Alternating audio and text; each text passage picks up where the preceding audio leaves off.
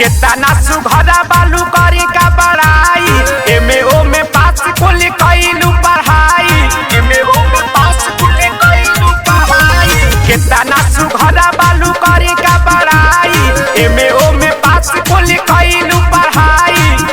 प्यार के कारण से करेलू बताओ प्यार के कारण से करेलू बताओ चीजे यादव जी के खोल के दिखाओ चीजे यादव जी के खोल के दिखाओ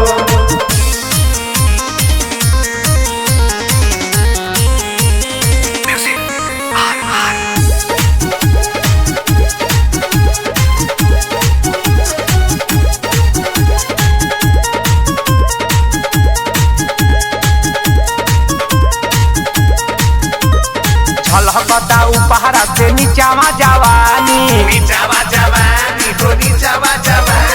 देखिए के मुहावा से आवता हो पानी झलकता उपहारा से नीचावा जवानी देखिए के मुहावा से आवता हो पानी तनी छतिया में छतिया सटाओ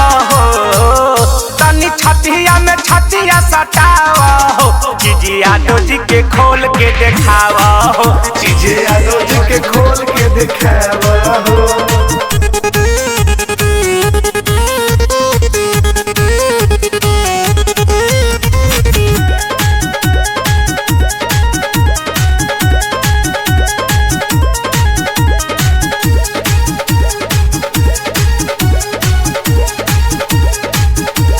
कहाँ पे कसैली जैसे कसला बदनवा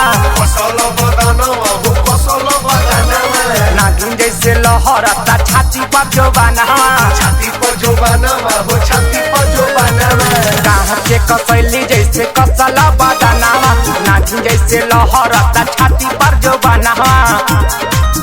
रोहित रोहतन के बाजारा सटाओ राजू मिथिलेश के बाजारा सटाओ चीजे यादव जी के खोल के दिखाओ चीजे यादव जी के खोल के दिखाओ तना सुघरा बालू करी का बड़ाई एमे ओमे पास कुल कइलू पढ़ाई प्यार के कारण से करेलू बताओ प्यार के कारण से करेलू बताओ चीजे यादव जी के खोल के दिखाओ चीजे यादव जी के खोल के दिखाओ दिखाओ तेरी बाकी।